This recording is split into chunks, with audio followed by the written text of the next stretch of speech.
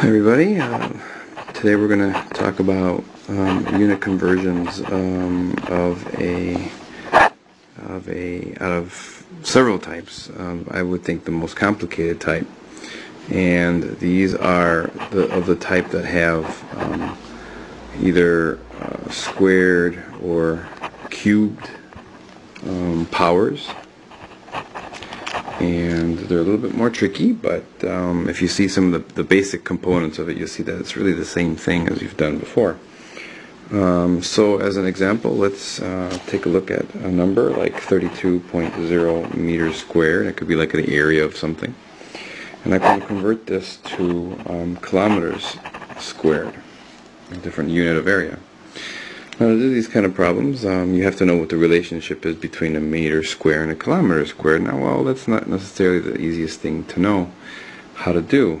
But you notice that within this calculation of meter squared and centimeter squared, there is the fundamental relationship of meter and kilometer. And this we do know. As we have done in the past, we figure out which of the two units is the larger of the two, and that's what we have one of. The relationship between the meter and the kilometer is 1,000 meters per 1 kilometer, and so this is going to be our fundamental unit of conversion for this problem. So we'll start off with 32.0 meters squared, and we're going to multiply whatever we have to multiply it by to ultimately get kilometers squared. Now, as we did before, we want the unit of kilometers here to be in a numerator.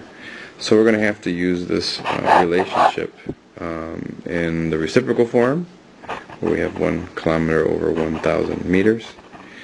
And you notice that we have the kilometer in the right position, but the problem with this is that we don't want kilometers. We don't want to cancel out meters. We want to cancel out the meters squared.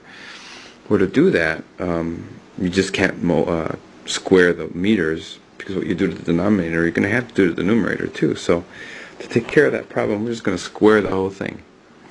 And so when we do that, you notice that the kilometers will become a square and the meters are squared, and when we do that, these meters squared cancel, leaving us with the unit of kilometers squared, which is exactly what we want.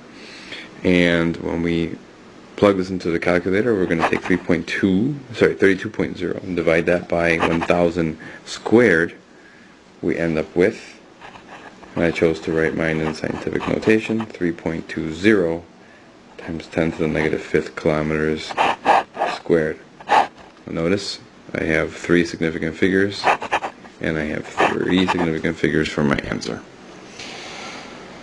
And that's it. That's pretty much as complex as it gets. And of course, problems can get a little bit more complicated when you start having a variety of different kind of problems all kind of mixed into one. But this is the basic idea of how you deal with squared or cubed unit conversions.